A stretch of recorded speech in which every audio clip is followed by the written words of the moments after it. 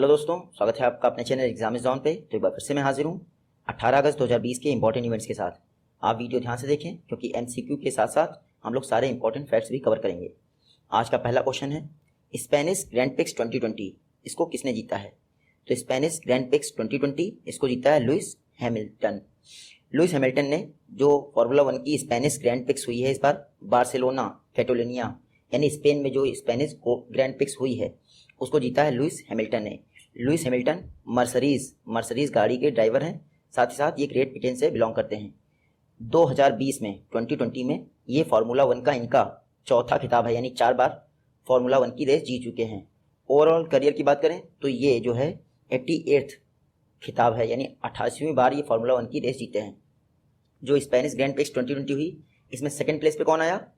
Max वर्स्टपेन आए second place पे और वॉल्टेरी बोटास आए थर्ड प्लेस पे।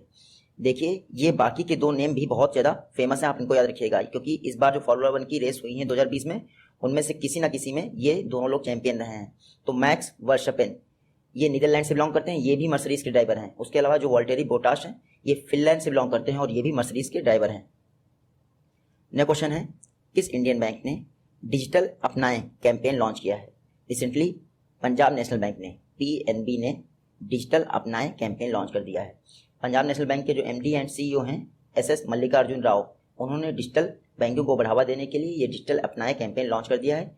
इसके अंतर्गत अगर कोई भी पर्सन पंजाब नेशनल बैंक का कस्टमर है और रुपए कार्ड के द्वारा किसी भी पीओएस टर्मिनल पर या फिर ऑनलाइन ट्रेडिंग करते हुए पेमेंट करता है फर्स्ट पेमेंट के दौरान, तो उसका 5 रुपीज़ यानी फर्स्ट पेमेंट का 5 रुपये पीएम केयर्स फंड में भी डोनेट किया जाएगा। तो डिजिटल अपनाएं कैंपेन पीएनबी द्वारा लॉन्च किया गया है, इसके द्वारा एसएस मल्लिकार्जुन राव द्वारा। बात करते हैं पंजाब नेशनल बैंक की। 1894 में स्थापना हुई थी, कहाँ पे? लाहौर पाकिस्तान में स्थापना हुई थी। किसके द्वारा? लाला लाजपत राय और दयाल सिंह मजीठा के द्वारा। इसका हेडक्वार्टर न्यू दिल्ली में है और एमडी एंड सीईओ अभी बताया मैंने SS Mallikarjun Rao. Next question है, 74th इंडिपेंडेंस डे पर project dolphin and project lion किसके द्वारा लॉन्च किया गया? तो 74th इंडिपेंडेंस डे पर हमारे प्राइम मिनिस्टर मोदी जी ने प्रोजेक्ट डॉल्फिन और प्रोजेक्ट लायन की घोषणा की। देखिए डॉल्फिन की कंजर्वेशन को बढ़ावा देने के लिए ये प्रोजेक्ट डॉल्फिन लॉन्च किया गया है। खास बात क्या है, ये प्रोजेक्ट डॉल्फिन जो है इसमें रिवरिन डॉल्फिन और सी की डॉल्फिन दोनों को शामिल किया गया है। सिर्फ रिवर की डॉल्फिन ही नहीं, सी की डॉल्फिन को भी शामिल किया गया है, आप इतना याद रखिएगा। इंडिया की जो डॉल्फिन सेंचुरी है वो कहाँ है? बिहार में है, आप याद रखिएगा, विक्रमशिला डॉल्फिन सेंचुरी। उसके अलावा जो प्रोजेक्ट लायन है इसको भी प्राइम मिनिस्टर मोदी जी ने लॉन्च कर दिया है। इंडिया एकमात्र कंट्री है जहाँ पे एशियाटिक लॉयंस पाए जाते हैं, तो उनके कंजर्वेशन साथ ही साथ वो जिस लैंडस्केप में रहते हैं उन दोनों के कंजर्वेशन के लिए ये प्रोजेक्ट लायन लॉन्च किया गया है। जैसे आपका प्रोजेक्ट टाइगर था 1973 में लॉन्च हुआ था, उसके बाद प्रोजेक्ट एलिफेंट था 1992 के आसपास लॉन्च हुआ था, उसी तर्ज पर आपका प्रोजेक्ट डॉल्फिन और प्रोजेक्ट लायन को रन किया जाएगा, अपना याद रखिएगा। 74th इंडिपेंडेंस डे पर पीएम मोदी ने प्रोजेक्ट लायन और प्रोजेक्ट डॉल्फिन लॉन्च कर दिया है। आपको याद होगा कुछ समय पहले ही लॉयन सेंसस की रिपोर्ट जारी हुई थी, उसके तहत कहा गया था कि इंडिया में लॉयंस की पॉपुलेशन 29% बढ़ गई है और अब ये 674 हो गई है। कितनी? 674। पहले कितनी थी? 523 थी। और पिछले बार एक केनाइन डिस्टेम्पर वायरस चला था जिसकी वजह से कई सारे शेरों की मौत भी हो गई थी, तो केनाइन डिस्टेम्पर वायरस भी याद रखिएगा। नेक्स्ट क्वेश्चन है, रिहंद डैम पर फ्लाई ऐश रिलेटेड इंफ्रास्ट्रक्चर किसके द्वारा डेवलप किया गया है? Recently NTPC National Thermal Power Corporation ने रिहंद डैम पर fly ash related infrastructure develop किया है। रिहंद डैम कहाँ है? यूपी उत्तर प्रदेश के सोनभद्र डिस्ट्रिक्ट में है रिहंद डैम, आप याद रखिएगा। उसी पर फ्लाई ऐश जो होती है हमारी, आप सभी को पता है सीमेंट उद्योग के दौरान फ्लाई ऐश का निर्माण होता है जो एक पोल्यूटेंट है। तो फ्लाई ऐश को कर्व करने के लिए एक इंफ्रास्ट्रक्चर डेवलप किया गया है रिहंद डैम पर एनटीपीसी के द्वारा, आप याद रखिएगा। देखिए एनटीपीसी ने कहा है कि अगले कुछ समय में जो फ्लाई ऐश जनरेट हो रही है उसका 100% यूटिलाइजेशन कर लिया जाएगा सीमेंट इंडस्ट्री द्वारा। तो ये एनटीपीसी का टारगेट है, उसी के तहत उसने फ्लाई ऐश को कंट्रोल करने के लिए रिहंद डैम पर एक इंफ्रास्ट्रक्चर बनाया है, अपना याद रखिएगा। मैं बता दूं आपको कुछ समय में यानी अपकमिंग टाइम में फ्लाई ऐश क्लासीफायर यूनिट भी बनाने की घोषणा की है एनटीपीसी ने। एनटीपीसी की स्थापना कब हुई थी? 1975 में। हेडक्वार्टर इसका न्यू दिल्ली में है और वर्तमान में इसके सीएमडी कौन है? गुरदीप सिंह। नेक्स्ट क्वेश्चन है, फिट इंडिया यूथ क्लब ये एक इनिशिएटिव है, किसके द्वारा लॉन्च किया गया है? तो fit India youth club initiative को लॉन्च किया गया है किरण रिजिजू द्वारा। ये हमारे स्पोर्ट एंड यूथ मिनिस्टर हैं, इन्होंने fit India youth club initiative को लॉन्च कर दिया है। देखिए hashtag new India fit India, इसके हिसाब से कैंपेन भी रन किया जाएगा। और मैं आपको बता दूं, जो फिट इंडिया मूवमेंट लॉन्च किया गया था प्राइम मिनिस्टर मोदी द्वारा लास्ट ईयर, उसी के अंतर्गत ये fit India youth club initiative launch किया गया है। इसमें क्या होगा, यूथ को अवेयर किया जाएगा फिटनेस के विषय में। अभी तक 75 यानी 75 लाख से अधिक यूथ जो है रजिस्ट्रेशन करवा चुके हैं fit India youth club initiative में। लॉन्च किसने किया है, स्पोर्ट मिनिस्टर किरण रिजिजू। नेक्स्ट क्वेश्चन है, एक इंडिया टीम इंडिया, ये एक डिजिटल कैंपेन है, किसके द्वारा स्टार्ट किया गया है। तो एक इंडिया टीम इंडिया, यह digital campaign Indian Olympic association ने लॉन्च कर दिया है। अपकमिंग टोक्यो ओलंपिक को देखते हुए जो 2021 में होने हैं टोक्यो जापान में, उसको देखते हुए एक India team India digital campaign launch कर दिया गया है हमारे इंडियन ओलंपिक एसोसिएशन द्वारा। पर्पस क्या है, देखिए इंडिया ने ओलंपिक में पार्टिसिपेशन के 100 ईयर्स कंप्लीट कर लिए हैं, तो उसको सेलिब्रेट करने के लिए एक India team India digital campaign launch किया गया है। आज से 100 साल पहले 1920 में बेल्जियम में जो ओलंपिक हुए थे उसमें इंडिया ने पहली बार पार्टिसिपेट किया था, यानी 7th ओलंपिक जो हुए थे बेल्जियम में, उसमें इंडिया ने पहली बार पार्टिसिपेट किया था। अब उसके 100 साल पूरे हो गए, तो उसको सेलिब्रेट करने के लिए एक India team India digital campaign launch किया गया है हमारे इंडियन ओलंपिक एसोसिएशन द्वारा। कल मैंने आपको पढ़ाया था टोक्यो ओलंपिक के लिए जो फॉर्मल स्पॉन्सरशिप है वो किसने ले ली है, आइनॉक्स ग्रुप ने। तो आप ये भी याद रखिएगा, इंडियन टीम का फॉर्मल स्पॉन्सरशिप आइनॉक्स ग्रुप के पास है टोक्यो ओलंपिक के लिए। इंडियन ओलंपिक एसोसिएशन की बात करें तो 1924 में स्थापना हुई थी। वर्तमान में इसके प्रेसिडेंट कौन है, नरिंदर ध्रुव बत्रा। नेक्स्ट क्वेश्चन है, गो एयर के नए सीईओ कौन अपॉइंट किए गए हैं। रिसेंटली कौशिक खोना जी को, ये हैं कौशिक खोना जी, इनको गो एयर का नया सीईओ बना दिया गया है। इन्होंने किसको रिप्लेस किया है, विनय दुबे को रिप्लेस कर दिया है। तो अब कौशिक खोना जी गो एयर के नए सीईओ होंगे। इससे पहले भी ये 2009 के दौरान गो एयर के सीईओ रह चुके हैं। तो आप याद रखिएगा, कौशिक खोना गो एयर के नए सीईओ। गो एयर का हेडक्वार्टर कहाँ है, मुंबई में है। पेरेंट कंपनी आप याद रखिएगा, वाडिया ग्रुप, वाडिया ग्रुप इसकी पेरेंट कंपनी है। नेक्स्ट क्वेश्चन क्या है, एम जो नीति आयोग का अटल इनोवेशन मिशन है, इन्होंने SEP 2.0 के लिए किस कंपनी के साथ पार्टनरशिप की है। तो एम अटल इनोवेशन मिशन ने SEP 2.0 के लिए डेल टेक्नोलॉजीज के साथ पार्टनरशिप की है। SEP 2.0 मतलब स्टूडेंट एंटरप्रेन्योरशिप प्रोग्राम, ये अटल इनोवेशन मिशन के द्वारा लॉन्च किया गया था। अब इसके लिए इन्होंने डेल टेक्नोलॉजीज के साथ पार्टनरशिप कर ली है। अटल इनोवेशन मिशन नीति आयोग का मिशन है, इसके तहत अटल टिंकरिंग लैब बनाई गई हैं, वहाँ पे इनोवेशन को बढ़ावा देने के लिए स्कूल लेवल पर। तो अब क्या होगा, जो डेल के वॉलंटियर हैं वो भी अटल टिंकरिंग लैब में काम करेंगे। तो SEP 2.0 के लिए नीति आयोग के अटल इनोवेशन मिशन ने डेल टेक्नोलॉजीज के साथ पार्टनरशिप कर ली है। डेल एक अमेरिकन टेक्नोलॉजी कंपनी है, आप देखिएगा। नेक्स्ट क्वेश्चन है, वर्ल्ड का टॉलेस्ट पियर रेलवे ब्रिज आइजाय रिवर पे बन रहा है किस भारतीय राज्य में। तो आइजाय रिवर पर वर्ल्ड का टॉलेस्ट पियर रेलवे ब्रिज बन रहा है मणिपुर में। आप इतना याद रखिएगा, मणिपुर में वर्ल्ड का टॉलेस्ट पियर रेलवे ब्रिज बन रहा है आइजाय रिवर पे। तो रिवर और स्टेट जरूर याद रखें। इसकी हाइट कितनी है, 141 मीटर की ऊंचाई है। ऐसा होता है पियर ब्रिज, आप देख लीजिएगा। अभी तक जो वर्ल्ड का टॉलेस्ट पियर ब्रिज है वो कहाँ है, अभी तक का जो वर्ल्ड का टॉलेस्ट पियर ब्रिज है तो वो मैं बता दूं आपको, यूरोप में है। मॉन्टीनिग्रो करके एक शहर है, वहाँ पर 139 मीटर की ऊंचाई वाला वर्ल्ड का टॉलेस्ट पियर ब्रिज है। जो इंडिया में बन रहा है उसकी ऊंचाई है 141 मीटर। लेंथ कितनी है इसकी, 703 मीटर, इतनी है इसकी लेंथ। देखिए ये जो पियर ब्रिज बन रहा है ये जिरीबाम, तुपुल और इम्फाल जो ब्रॉड गेज लाइन है उसी पर बन रहा है। कौन से, Jiribam, Tupul, Imphal broad gauge line पर ये वर्ल्ड का टॉलेस्ट पियर रेलवे ब्रिज बन रहा है। आप देखिएगा, टोटल 280 करोड़ की लागत आनी है और मार्च 2022 तक बनकर तैयार हो जाएगा। आपने याद रखिएगा। नेक्स्ट क्वेश्चन है, निर्माण श्री प्रोजेक्ट, देखिए हाउसिंग सेक्टर में वुमेन स्किल को बढ़ावा देने के लिए लॉन्च किया गया है किसके द्वारा। तो हाउसिंग सेक्टर में वुमेन स्किल को बढ़ावा देने के लिए निर्माण श्री प्रोजेक्ट को लॉन्च किया गया है यूरोपियन यूनियन द्वारा। देखिए इंडिया में लॉन्च किया गया है ये प्रोजेक्ट। तो आप इतना रखिएगा, यूरोपियन यूनियन ने इंडिया के 2 शहरों में जो हाउसिंग सेक्टर है उसमें वुमेन स्किल को बढ़ावा देने के लिए ये निर्माण श्री प्रोजेक्ट लॉन्च कर दिया है। 2 शहर नहीं, 2 स्टेट हैं, एक है महाराष्ट्र और दूसरा है आपका ओडिशा। महाराष्ट्र के 2 डिस्ट्रिक्ट हैं, बीड और ओस्मानाबाद, जबकि ओडिशा का एक डिस्ट्रिक्ट है जजपुर। वहां पर निर्माण श्री प्रोजेक्ट को इंप्लीमेंट किया जा रहा है यूरोपियन यूनियन द्वारा, और इंडिया की बॉडी है हैबिटेट फॉर इंडिया, उसके द्वारा कंबाइंड रूप से।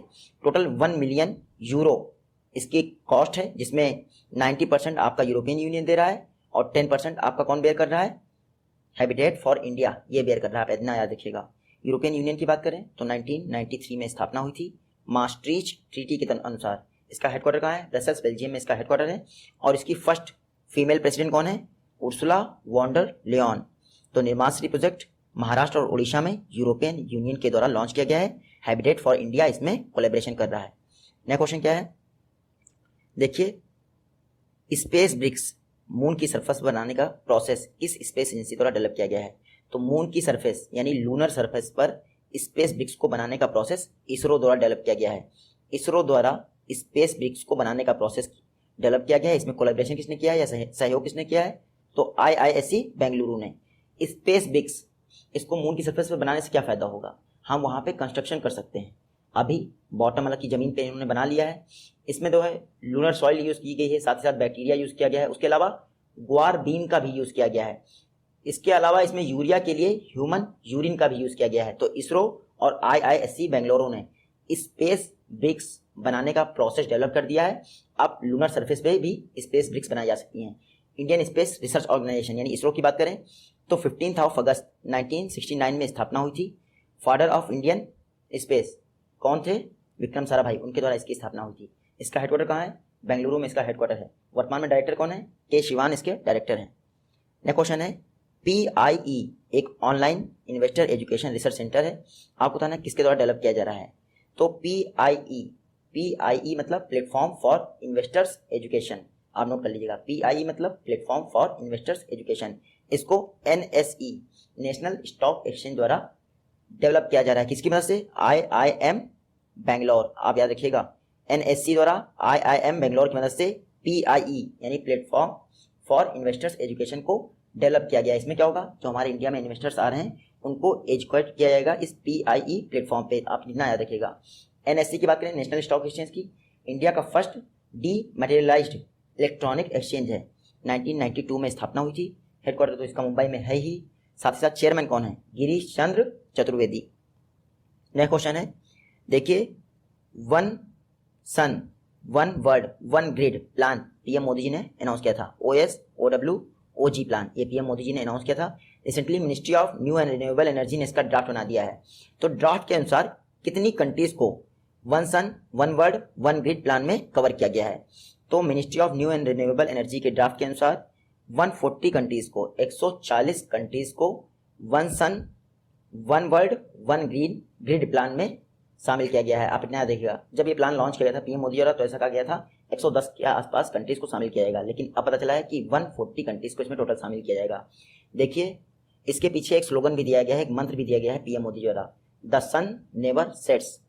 हमारे मिनिस्टर कौन है? Ministry of new and renewable energy के RK सिंह। आप इनका नाम याद रखिएगा। और जब कभी भी सत्यमेव जयते लिखा हुआ देखें तो आप हमेशा याद रखिएगा इसको मुंडकोपनिषद से लिया गया है।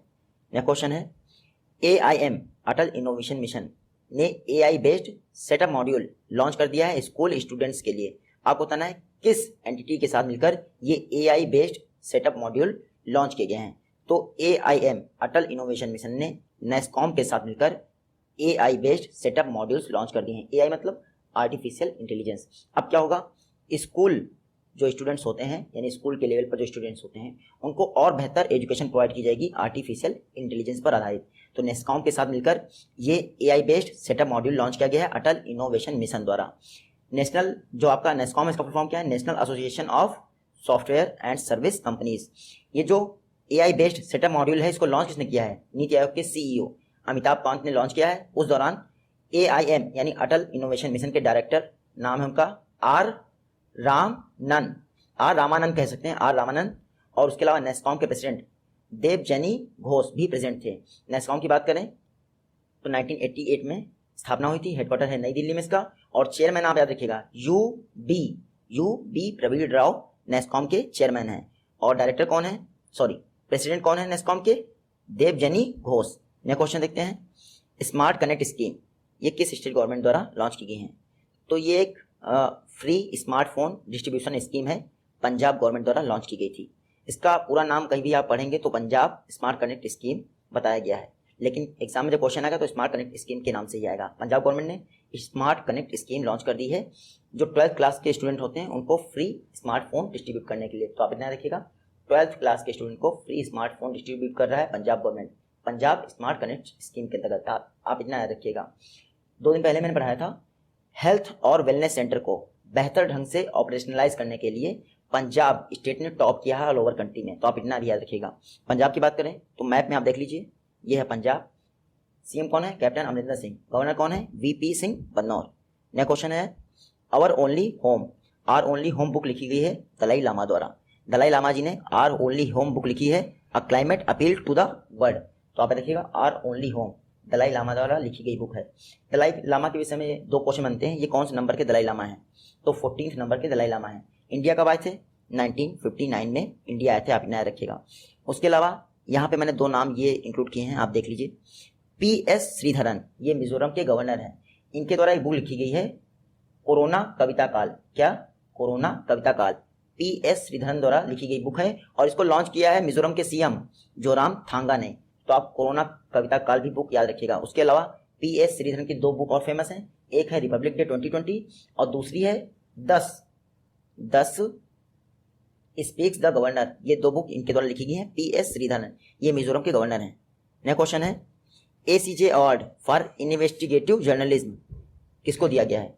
तो इस बार का जो ACJ अवार्ड है इन्वेस्टिगेटिव जर्नलिज्म के लिए दिया गया है नितिन सेठी जी को। ये हैं नितिन सेठी, इनको ही इन्वेस्टिगेटिव जर्नलिज्म के लिए इस बार का ACJ अवार्ड दिया गया है। इन्होंने पैसा पॉलिटिक्स पर एक आर्टिकल प्रिंट किया था। उसके अलावा दूसरा अवार्ड दिया गया है सोशल इम्पैक्ट कैटेगरी में अवार्ड दिया गया है शिव सहाय सिंह को। तो ये हैं शिव सहाय सिंह। तो इन्वेस्टिगेटिव जर्नलिज्म की क्राइटेरिया में ACJ अवार्ड दिया गया है आपके नितिन सेठी को, और जो सोशल इम्पैक्ट क्राइटेरिया होता है उसमें ACJ अवार्ड दिया गया है हमारे शिव सहाय सिंह को। तो ये दोनों नाम याद रखिएगा। ACJ मतलब एशियन कॉलेज ऑफ जर्नलिज्म, ये चेन्नई में स्थित है। तो ACJ अवार्ड मतलब Asian college of journalism award. Investigative journalism के लिए नितिन सेठी को और सोशल इम्पैक्ट के लिए शिव सहाय सिंह को। नया क्वेश्चन देते हैं। इतना आसान है, ये एक सेलर ड्रिवन कैंपेन है, किसके द्वारा लॉन्च किया गया है? तो इतना आसान है कैंपेन लॉन्च किया गया है अमेजॉन द्वारा। सेलर ड्रिवन कैंपेन है, यानी सेलर्स द्वारा ये कैंपेन चलाया जा रहा है बड़े पैमाने पर। जो भी अमेजॉन में रजिस्टर्ड सेलर हैं वो सभी ऑल इंडिया लेवल पर ये कैंपेन रन कर रहे हैं। इतना आसान है, तो आप इतना याद रखिएगा, इतना आसान है कैंपेन अमेजॉन का सेलर ड्रिवन कैंपेन है। अमेजॉन की बात करें तो 1994 में स्थापना हुई थी। हेडक्वार्टर इसका कहाँ है? सियाटल वॉशिंगटन DC में इसका हेडक्वार्टर है। फाउंडर एंड CEO कौन है? Jeff Bezos. इस समय वर्ल्ड के रिचेस्ट पर्सन है। जल्दी मिलते हैं आपसे अपनी नेक्स्ट वीडियो में, तब तक के लिए take care, good bye and Jai Hind.